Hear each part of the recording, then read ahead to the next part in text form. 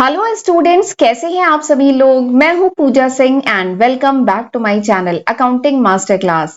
And इस समय हम पढ़ रहे हैं सब्जेक्ट ऑर्गेनाइजेशनल बिहेवियर। एंड इस सीरीज में आज मेरा 5th लेक्चर वीडियो है। 4 लेक्चर वीडियो मैं ऑलरेडी अपलोड कर चुकी हूं एंड आज हमारा 5th लेक्चर वीडियो है। तो चलिए एक बार शॉर्ट में आपको बता देती हूँ कि जो पिछले लेक्चर वीडियोस थे उसमें हमने क्या पढ़ा है एंड आज के लेक्चर में हम क्या डिस्कस करेंगे। तो मैं जो पिछले लेक्चर वीडियो है उसमें बहुत डिटेल में आपको बता चुकी हूं कि what is OB, organisational behaviour होता क्या है, इसका बेसिक कॉन्सेप्ट इंट्रोडक्शन हम डिटेल में पढ़ चुके हैं। इसके साथ ही मैंने आपको बताया था nature of OB, challenges of OB, scope and importance of OB. इसके साथ हमने ओबी के जो मॉडल्स हैं वो भी डिटेल में समझे। ऑटोक्रेटिक मॉडल, कस्टोडियन, सपोर्टिव, कॉलेजियल, ये सारे ही मॉडल के बारे में डिटेल में समझा था। एंड मैं मार्क करूंगी this is very important, models OB के बहुत इंपॉर्टेंट है। ठीक है, तो ये भी हमने पढ़ा था। एंड लास्ट लेक्चर में मैंने डिस्कस किया था आपके साथ about behaviour, about individual behaviour. Individual behaviour क्या होता है, क्या प्रोसेस है। तो इसी में हमने 3 मॉडल्स डिटेल में पढ़े थे। पहला था एसआर मॉडल, नेक्स्ट था एसओआर मॉडल एंड नेक्स्ट था एसओबीसी मॉडल। तो ये 3 मॉडल भी काफी इंपॉर्टेंट है, ये भी हमने डिटेल में पिछले लेक्चर वीडियो में डिस्कस किया था। इसके साथ ही मैंने आपको बताया था कि why it is important to study to understand this individual behaviour. ये जो इंडिविजुअल बिहेवियर है किसी ह्यूमन बीइंग का, इसको समझना क्यों जरूरी है एक ऑर्गेनाइजेशन के पॉइंट ऑफ व्यू से। ठीक है, तो ये सारे पॉइंट हमने पिछले लेक्चर वीडियो में डिस्कस किए थे एंड आज हम इसके आगे पढ़ेंगे। आज मैं आपको बताऊंगी कि what are the factors that affect the individual behaviour. Individual behaviour को इफेक्ट करने वाले कौन कौन से फैक्टर है, इंडिविजुअल डिफरेंस क्या होता है, कौन कौन से फैक्टर है जो इंडिविजुअल डिफरेंस क्रिएट करते हैं and why it is important to study this topic. ये जो इंडिविजुअल डिफरेंस, ये जो टॉपिक है, इसको पढ़ना क्यों जरूरी है एक ऑर्गेनाइजेशन के पॉइंट ऑफ व्यू से, इसकी क्या इंपॉर्टेंस है। ठीक है, ये पढ़ेंगे एंड इसके अगले लेक्चर में हम पर्सनैलिटी के बारे में पढ़ने वाले हैं। अगला लेक्चर मेरा पर्सनैलिटी पे होगा और उसमें जो 4 इंपॉर्टेंट थ्योरीज है पर्सनैलिटी की वो डिस्कस करेंगे। ठीक है, तो चलिए फिर टाइम नहीं वेस्ट करते हैं, जल्दी से हम आज का लेक्चर स्टार्ट करते हैं।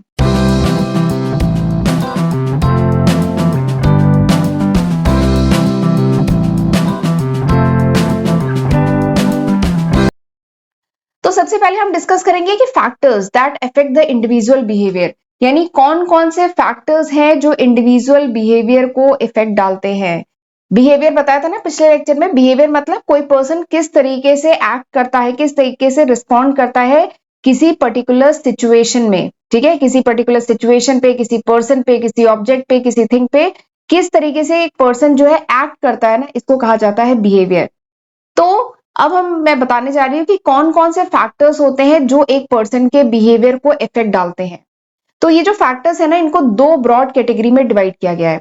पहली क्या है, फिजियोलॉजिकल बिहेवियर। ठीक है, फिजियोलॉजिकल फैक्टर, नॉट बिहेवियर। एक बार मैं स्क्रीन को क्लियर करती हूँ। तो ये जो फैक्टर्स हैं जो इंडिविजुअल के बिहेवियर को इंपैक्ट डालते हैं, इनको 2 कैटेगरी में डिवाइड किया गया है। पहला है फिजियोलॉजिकल। पहला फैक्टर क्या है, फिजियोलॉजिकल। तो फिजियोलॉजिकल जो फैक्टर्स होते हैं इनमें क्या क्या आता है, फिजियोलॉजिकल में आता है जैसे आपकी एज। फिजियोलॉजिकल में बेसिकली कौन से फैक्टर्स आते हैं, फिजियोलॉजिकल में आपके बायोलॉजिकल फैक्टर्स आते हैं which can not be learn, यानी वो फैक्टर जिसे सीखा नहीं जा सकता। ठीक है, जिसे लर्न नहीं किया जा सकता, वो सब फैक्टर किसमें आते हैं, फिजियोलॉजिकल फैक्टर में। ठीक है, जैसे हमारी जो एज है, जेंडर है, फिजिकल फीचर है, फिजिकली हम कैसे हैं। ठीक है, ये सारी चीजें क्या सीखी जा सकती है, नहीं। तो ये सब जो फैक्टर्स हैं ये किस में आते हैं, फिजियोलॉजिकल। तो ये वो फैक्टर्स हैं जो इंडिविजुअल के बिहेवियर को, एक पर्सन किस तरीके से रिएक्ट करेगा, एक्ट करेगा, उसको इंपैक्ट डालते हैं। तो पहला हो गया फिजियोलॉजिकल। दूसरा क्या होता है, सोशियो साइकोलॉजिकल फैक्टर। दूसरा क्या है, सोशियो साइकोलॉजिकल फैक्टर। तो सोशियो साइकोलॉजिकल फैक्टर बेसिकली इसमें वो फैक्टर्स आते हैं जो इंडिविजुअल डेवलप करता है over a period of time through learning and practice, यानी प्रैक्टिस के थ्रू, लर्न करके। ये वो फैक्टर्स है जो इंडिविजुअल सीख सकता है, डेवलप कर सकता है, ये वो फैक्टर्स होते हैं। ये भी इंडिविजुअल के बिहेवियर को इंपैक्ट डालते हैं। इसमें क्या क्या आता है, पर्सनैलिटी। ठीक है, इसमें क्या आता है, पर्सनैलिटी। परसेप्शन, परसेप्शन मतलब क्या होता है, किसी की धारणा कैसी है, कोई पर्सन किसी चीज को किस तरीके से परसीव करता है। लर्निंग क्या है, एटीट्यूड क्या है, नजरिया क्या है, वैल्यूज क्या है, इमोशनल इंटेलिजेंस क्या है, मोटिवेशन क्या है। तो ये सारे जो फैक्टर है ये भी किसी भी इंडिविजुअल के बिहेवियर को इंपैक्ट डालते हैं। ठीक है, तो हमने समझ लिया कौन कौन से फैक्टर है जो इंडिविजुअल के बिहेवियर को इंपैक्ट डालते हैं या इफेक्ट करते हैं? तो इसको दो कैटेगरी में डिवाइड किया है, एक फिजियोलॉजिकल, एक सोशियो साइकोलॉजिकल। फिजियोलॉजिकल यानी जिसे चेंज नहीं किया जा सकता, जिसे लर्न नहीं किया जा सकता है, चेंज का नहीं, जिसे लर्न नहीं किया जा सकता, ये कहिए इसे, ठीक है, एज, जेंडर, फिजिकल फीचर। लेकिन ये चीजें डेवलप होती हैं over a period of time, ठीक है। हमारी लर्निंग, हमारा एटीट्यूड चेंज होता है ना समय के साथ, जैसे जैसे हम मेच्योर होते जाते हैं, जैसे जैसे हमें और एक्सपीरियंस होता जाता है, ठीक है, उसके अकॉर्डिंग हमारी पर्सनालिटी, हमारा परसेप्शन, लर्निंग, एटीट्यूड, मोटिवेशन वो चेंज होता है ना, डेवलप होता है और हम सीखते हैं। तो ये वो फैक्टर्स हैं जो हमारे इंडिविजुअल बिहेवियर को इम्पैक्ट डालते हैं, ठीक है। तो यहां तक समझ में आया, आगे बढ़ते हैं। अच्छा, ये वो जो अभी लास्ट स्लाइड में मैंने दिखाया था वो यहीं पे लिखा हुआ है। फिजियोलॉजिकल फैक्टर में क्या आता है? फिजियोलॉजिकल फैक्टर में वो बायोलॉजिकल फैक्टर होते हैं जिन्हें लर्न नहीं किया जा सकता है, जबकि सोशियो साइकोलॉजिकल फैक्टर में वो सारे फैक्टर्स आते हैं जो इंडिविजुअल डेवलप करता है over a period of time through learning and practice, यानी प्रैक्टिस से, लर्निंग से जो हम सीखते हैं, ठीक है, वो सब किस में आते हैं? सोशियो साइकोलॉजिकल फैक्टर में। तो एग्जाम में पूछा जाए तो इसी तरीके से डायग्राम बना के वो सारे फैक्टर आप लिखेंगे, राइट। चलिए आगे बढ़ते हैं, अब बात करते हैं इंडिविजुअल डिफरेंस की। इंडिविजुअल डिफरेंस, इंडिविजुअल मतलब तो समझ रहे हैं ना, ह्यूमन बीइंग, ऑर्गेनाइजेशन के पॉइंट ऑफ व्यू से बोले तो एम्प्लॉय, इंडिविजुअल। एंड डिफरेंस मतलब कि कैसे वो अलग है, डिफरेंस यानी कैसे अलग है। तो इंडिविजुअल डिफरेंस बेसिकली क्या होता है? वो unique characteristic that make person different from one another, यानी वो यूनिक बात, यूनिक मतलब वो अनोखे कैरेक्टरिस्टिक जिससे एक पर्सन दूसरे पर्सन से अलग है, उसी को क्या कहा जाता है? Individual difference. देखिए, कोई दो पर्सन सेम तो है ही नहीं, ये बात तो मानते हैं ना। कोई दो लोग क्या सेम होते हैं? नहीं, दो लोग एकदम एग्जैक्टली सेम कभी नहीं होते हैं। तो वो अनोखी बातें, वो यूनिक कैरेक्टरिस्टिक जो दो पर्सन को अलग बनाते हैं फ्रॉम वन अनदर, उनको कहा जाता है, वो सब किस में आते हैं? इंडिविजुअल डिफरेंस, ठीक है। और इसमें क्या क्या फैक्टर हो सकते हैं? बहुत सारे फैक्टर हो सकते हैं, like personality, value, interest, physical trade, सबके एज, हाइट, जेंडर सब कुछ अलग है ना। लोगों के इंटरेस्ट अलग होंगे, एटीट्यूड अलग होगा, लर्निंग अलग होगी, मोटिवेशन अलग होगा। तो इसी को कहा जाता है individual difference. No two people are exactly the same, दो लोग एग्जैक्टली एकदम सेम नहीं होते हैं, ठीक है। Individual difference can be identified through biographical factors. Individual difference की अगर बात करनी है तो बायोग्राफिकल फैक्टर्स से भी देखा जाता है, जैसे एज दो लोग की अलग है, जेंडर अलग है, ठीक है। बट चलिए, एज सेम हो सकती है, जेंडर भी सेम हो सकता है, लेकिन क्या लोगों का लर्निंग, मोटिवेशन, एटीट्यूड, परसेप्शन, ठीक है, फिजिकल कैपेबिलिटी, इंटेलेक्चुअल कैपेबिलिटी, क्या ये सब बराबर हो सकती है? नहीं हो सकती ना। तो हर पर्सन यूनिक है, हर पर्सन अलग होता है। एंड ये जो इंडिविजुअल डिफरेंसेस है ना, इसी के अकॉर्डिंग एक पर्सन बिहेव करता है, ठीक, ये बात समझ में आई। Individual difference may be reflected in individuals different type of behaviour. ये जो इंडिविजुअल डिफरेंस है ये कहां पे रिफ्लेक्ट होता है? इंडिविजुअल्स का ये जो अलग टाइप का, हर पर्सन डिफरेंटली बिहेव करता है ना, तो ये जो इंडिविजुअल डिफरेंस है ये अल्टीमेटली कहां रिफ्लेक्ट होता है? इंडिविजुअल बिहेवियर में, एक पर्सन के बिहेवियर में वो रिफ्लेक्ट होता है। हर पर्सन की बात करें तो रेट ऑफ लर्निंग भी तो अलग है। कोई पर्सन को एक बार में समझा दो काम समझ में आ जाता है क्या? पर क्या हर पर्सन को एक बार में काम समझ में आ जाता है? नहीं। तो सबकी रेट ऑफ लर्निंग अलग है, डेवलपमेंट अलग है, कोई पर्सन किस तरीके से बाकी लोगों से इंटरेक्ट करता है वो अलग है, पर्सनैलिटी अलग है, प्रोडक्टिविटी अलग है, तो ये सारी चीजें अलग हैं। तो इंडिविजुअल डिफरेंस जो होता है ना, अल्टीमेटली किस चीज में रिफ्लेक्ट होता है? कि वो पर्सन किस तरीके से बिहेव करता है। अल्टीमेटली हम बिहेवियर की बात पे आ गए, ठीक। अब जरा बात करते हैं कि what are the factors causing individual difference, यानी इंडिविजुअल डिफरेंस आता क्यों है, यानी कौन से फैक्टर्स हैं जो दो लोगों को अलग करते हैं, मतलब दो लोग में अलग होते हैं, तो कौन कौन से फैक्टर्स के कारण, ठीक है। तो हम बात करें जो इंडिविजुअल का जो बिहेवियर है उसमें वेरिएशन क्यों आता है, क्योंकि बहुत सारे फैक्टर्स हैं जो इंडिविजुअल के बिहेवियर को इम्पैक्ट डालते हैं, ठीक है। अब एक बात है, कुछ फैक्टर्स जो होते हैं वो उस विद इन यानी कुछ फैक्टर्स ऐसे होते हैं, देखिए ये हम पढ़ने जा रहे हैं इंडिविजुअल बिहेवियर कॉज बाय, यानी कौन कौन से फैक्टर्स होते हैं जो इंडिविजुअल बिहेवियर को इंपैक्ट डालते हैं, ठीक है। अब इसमें कुछ फैक्टर होते हैं वो विद इन द पर्सन लाई करते हैं, ठीक है, वो उस पर्सन के अंदर होते हैं वो फैक्टर जो उसके बिहेवियर को इंपैक्ट डालते हैं। एंड कुछ क्या होते हैं? एक्सटर्नल होते हैं, एक्सटर्नल कहिए या कह लीजिए सिचुएशनल फैक्टर होते हैं। ये बात समझ में आ रही है?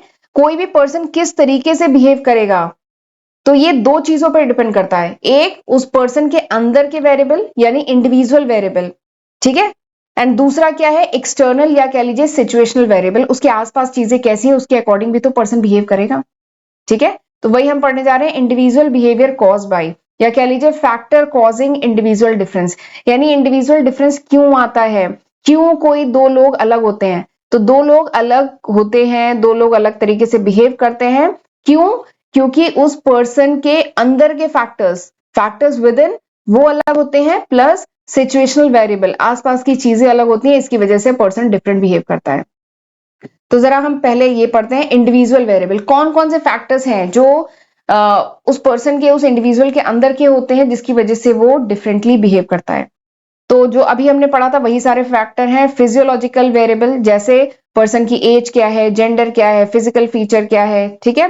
दूसरा क्या है, सोशियो साइकोलॉजिकल वेरिएबल, यानी पर्सन की पर्सनालिटी क्या है, उसका परसेप्शन क्या है, ठीक है। परसेप्शन मतलब वो कैसे चीजों को लेता है, कैसे अंडरस्टैंड करता है, उसकी लर्निंग क्या है, उसका नजरिया क्या है, एटीट्यूड क्या है, वैल्यू क्या है, इमोशनल इंटेलिजेंस क्या है, मोटिवेशन क्या है। तो ये सारे फैक्टर्स होते हैं जो एक इंडिविजुअल के बिहेवियर को इंपैक्ट डालते हैं। तो ये सारे फैक्टर्स क्या है, लाई विद इन, यानी उस पर्सन के अंदर लाई करते हैं। ठीक, अब हम इसके बाद पढ़ने जा रहे हैं सिचुएशनल वेरिएबल, यानी कुछ फैक्टर्स होते हैं जो इंडिविजुअल के बिहेवियर को इंपैक्ट डालते हैं, जो आउटसाइड होते हैं, उस पर्सन के बाहर के फैक्टर। कौन कौन से हो सकते हैं सिचुएशनल वेरिएबल, क्या हो सकते हैं, ऑर्गेनाइजेशन से रिलेटेड वेरिएबल, जैसे ऑर्गेनाइजेशन का स्ट्रक्चर क्या है, ठीक है, बहुत हायरार्किकल स्ट्रक्चर है या फ्लैट स्ट्रक्चर है, ऑर्गेनाइजेशन में प्रोसेस क्या फॉलो किया जाता है, ऑर्गेनाइजेशन का कल्चर कैसा है, नेचर ऑफ जॉब कैसे, जॉब के वेरिएबल हो सकते हैं, ठीक है, जैसे नेचर ऑफ जॉब क्या है, वर्क एनवायरमेंट क्या है, ये भी तो बिहेवियर को इंपैक्ट डालते हैं। आप ये बात समझ रहे हैं ना, नेचर ऑफ जॉब, जॉब हमारा किस टाइप का है उससे भी तो हमारे बिहेवियर पे इंपैक्ट पड़ता है। जैसे एक एग्जांपल बता रही हूँ, जो पुलिस वगैरह होते हैं, इन्हें किससे डील करना होता है, पुलिस को अधिकतर बदमाशों से, गलत काम करने वालों से डील करना होता है। तो आप देखेंगे जो पुलिस का बिहेवियर है वो काफी क्या होता है, स्ट्रिक्ट होता है, ठीक है। तो उनका नेचर ऑफ जॉब ही ऐसा, उनका जॉब, उन्हें स्ट्रिक्ट रहने की जरूरत है, ठीक है। तो नेचर ऑफ जॉब से भी बिहेवियर पे बहुत बड़ा इंपैक्ट पड़ता है। अगर मैं टीचर्स की बात करूं, और स्पेशली जो नर्सरी की टीचर्स होती हैं, ठीक है, उनका बिहेवियर, उनका नेचर ऑफ जॉब क्या है, उनको किनसे डील करना है, उन्हें छोटे छोटे नर्सरी के 5 साल, 4 साल, 6 साल के बच्चों से डील करना है। तो उनका जो बिहेवियर होता है वो क्या होता है, बहुत ही सॉफ्ट, बहुत ही पोलाइट, बहुत ही हम्बल बिहेवियर होता है। तो क्या है, उनका नेचर ऑफ जॉब ऐसा है, इसके अकॉर्डिंग उनका बिहेवियर होता है, ठीक है। वर्क एनवायरमेंट का भी बहुत इंपैक्ट पड़ता है, आप जहां काम करते हैं उसके चारों तरफ एनवायरमेंट कैसा है, उस पे भी उससे भी आपके नेचर पे इंपैक्ट पड़ता है, ठीक है। तो ये कुछ सिचुएशनल फैक्टर है जिनका इंपैक्ट पड़ता है एक पर्सन के बिहेवियर पे, ठीक है। यहां तक समझ में आ गया, चलिए आगे बढ़ते हैं। अब हम बात करते हैं इंडिविजुअल डिफरेंस इंपॉर्टेंट क्यों है, क्यों हम ये टॉपिक पढ़ रहे हैं, क्यों ऑर्गेनाइजेशन के लिए जरूरी है कि अपने एम्प्लॉय का जो बिहेवियर है उसको समझे, एंड इंडिविजुअल डिफरेंस क्यों, मतलब जो दो एम्प्लॉय जो अलग हैं उसको समझे क्यों एक ऑर्गेनाइजेशन। तो यहां मैंने कुछ पॉइंट्स लिखे हैं जो बहुत इंपॉर्टेंट है समझने के लिए कि इसकी इंपॉर्टेंस क्या है। तो understanding the individual difference help the management to achieve the desired behaviour from individual by treating them differently, यानी किसी ऑर्गेनाइजेशन के लिए इंडिविजुअल डिफरेंस, यानी एम्प्लॉय का जो बिहेवियर में, एम्प्लॉयज के जो बिहेवियर में डिफरेंस है, इसको समझना किसी ऑर्गेनाइजेशन के लिए बहुत जरूरी है। तभी ऑर्गेनाइजेशन जो डिजायर्ड बिहेवियर, यानी एम्प्लॉय से जो बिहेवियर ऑर्गेनाइजेशन एक्सपेक्ट करती है, जो चाहिए, वो तभी मिल पाएगा जब ऑर्गेनाइजेशन उस एम्प्लॉय को उसके बिहेवियर के अकॉर्डिंग क्या करेगी, ट्रीट करेगी, ठीक है। देखिए, ऑर्गेनाइजेशन ने कोई एक थ्योरी बना दी, क्या एक ही थ्योरी सारे एम्प्लॉयज पे फिट बैठेगी। एक ऑर्गेनाइजेशन है उसमें 1000 एम्प्लॉय हैं, 1000 या चलो सैकड़ों एम्प्लॉय हैं, 100 एम्प्लॉय हैं, क्या 100 एम्प्लॉयज के लिए एक ही थ्योरी फिट बैठेगी, नहीं फिट बैठेगी। हर एम्प्लॉय अलग है, हर एम्प्लॉय यूनिक है, हर एम्प्लॉय का बिहेवियर अलग है। कुछ की बताया था ना लास्ट लेक्चर में, कुछ की रिक्वायरमेंट क्या है, कुछ लोगों को पावर चाहिए होता है, कुछ एम्प्लॉयज के लिए डेजिग्नेशन, पावर, अथॉरिटी, मतलब ये चाहिए होता है, ये मेन चीज है, सैलरी सेकेंडरी है। लेकिन कुछ एम्प्लॉयज के लिए सैलरी, पर्क, बोनस ये इंपॉर्टेंट है, ये प्राइमरी है, सेकेंडरी है डेजिग्नेशन।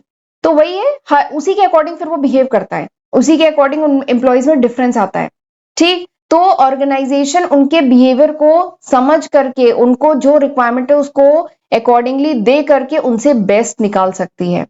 यहां देखिए लिखा है, different individual with different quality and capacities are required to perform various job. देखिए, एक ऑर्गेनाइजेशन में डिफरेंट क्वालिटी के एम्प्लॉयज की जरूरत होती है, हर एम्प्लॉय का मतलब कैपेसिटी अलग होती है और डिफरेंट कैपेसिटी के एम्प्लॉयज की भी जरूरत होती है, क्योंकि ऑर्गेनाइजेशन में कई तरीके के काम होते हैं ना। तो अगर ऑर्गेनाइजेशन समझ पाएगी कि मिस्टर ए की क्या खास बात है, मिस्टर ए किन किन चीजों में अच्छे हैं, मिस्टर बी किन किन चीजों में अच्छे हैं, मिस्टर सी की एक्सपर्टीज क्या है, जब ऑर्गेनाइजेशन जान पाएगी इनकी क्वालिटीज, इनकी कैपेसिटी जान पाएगी, तभी तो इनको बेस्ट जॉब में फिट कर पाएगी और तभी इनसे बेस्ट आउटपुट ले पाएगी। ठीक है, जैसे एग्जाम्पल के लिए अगर कोई एम्प्लॉय है जिसमें मैनेजमेंट स्किल बहुत अच्छा है, कोई एम्प्लॉय है जिसमें मैनेजमेंट स्किल बहुत अच्छा है, यानी उसको दूसरों से काम करवाना बहुत अच्छा आता है, उसमें लीडरशिप स्किल बहुत अच्छी है, वो बहुत ज्यादा कह लीजिए, उसको एग्जाम्पल लेते हैं, उसको बहुत ज्यादा कोडिंग, कोई सॉफ्टवेयर कंपनी है, ठीक है, अगली स्लाइड पे चलते हैं। सपोज करिए कोई सॉफ्टवेयर कंपनी है, इसमें मिस्टर ए है। अब ये जो मिस्टर ए है, इनका कोडिंग पे कमांड इतना ज्यादा नहीं है, इनको थोड़ी बहुत आती है, बट इनका कोडिंग पे कमांड बहुत ज्यादा नहीं है। बट इनमें जो मैनेजमेंट स्किल है वो बहुत बढ़िया है। मतलब मैनेजमेंट स्किल मतलब इन्हें पूरा मैनेज करना आता है, दूसरों से काम कराना आता है, मोटिवेटेड रखना आता है, ये सब बहुत बढ़िया है। और इनमें लीडरशिप स्किल भी बहुत भरी हुई है। ठीक, तो अगर ऑर्गेनाइजेशन समझ पाएगी मिस्टर ए की रिक्वायरमेंट, मिस्टर ए का बिहेवियर, मिस्टर ए की जो खास बातें हैं, यूनिक कैरेक्टरिस्टिक समझ पाएगी, तभी तो ऑर्गेनाइजेशन मिस्टर ए को परफेक्ट जॉब पे असाइन कर पाएगी, तब इनको मैनेजर की पोजीशन असाइन कर पाएगी।